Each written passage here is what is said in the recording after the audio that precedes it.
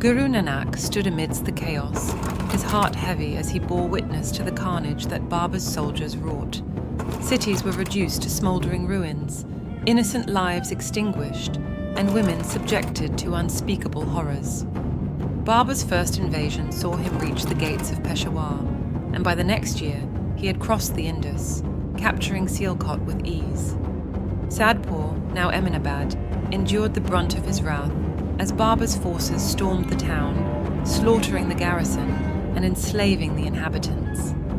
In 1524, Babur's marauding army plundered Lahore, and by the winter of 1525 to 26, his conquest culminated in the decisive victory at Panipat, crowning him the ruler of Delhi.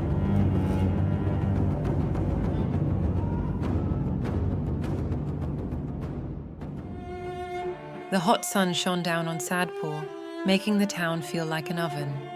Smoke filled the air, making it hard to breathe as houses that had burned the night before continued to smolder.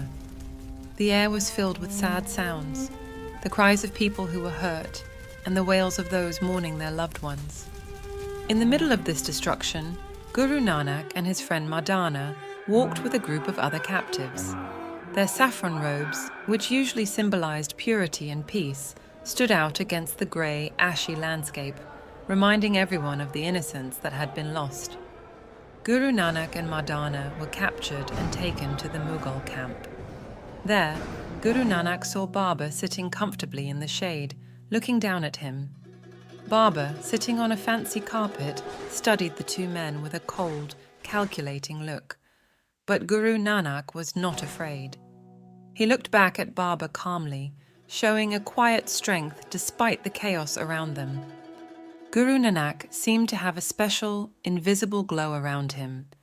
The luxurious tent seemed less impressive compared to the inner light that came from him. Even Babur, a tough emperor, felt a surprising sense of humility.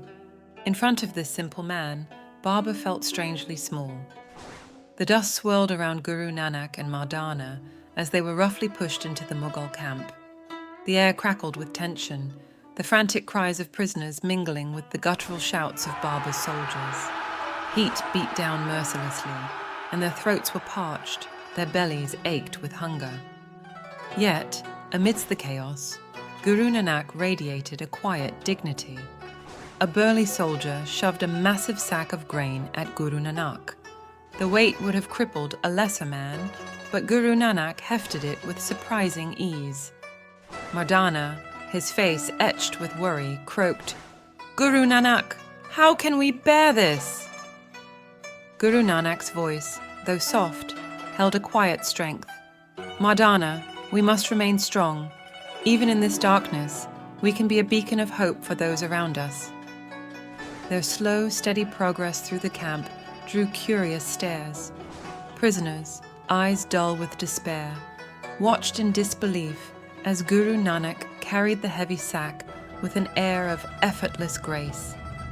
A hush fell over the crowd as a Mughal commander, Mir Khan, a man known for his cruelty, approached.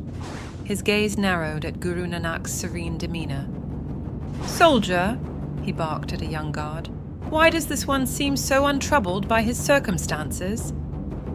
The young guard stammered. "He is said to be a holy man, sir. They say he has strange powers." "Who is this man?" Babur thought, his mind struggling to reconcile the sight before him with the violence his army had unleashed upon Sadpur. Who is this man who remains untouched by the burdens that crush others? A cruel smile twisted Mir Khan's lips. "Strange powers, eh? Let's see what this holy man is truly made of." He clapped his hands, and a commotion erupted nearby.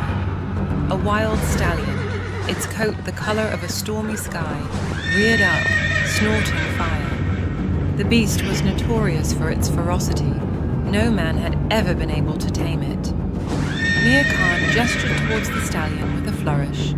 "Here's your challenge, holy man. If your powers are real, control this beast." But Guru Nanak simply met Mir Khan's gaze with a flicker of amusement in his eyes.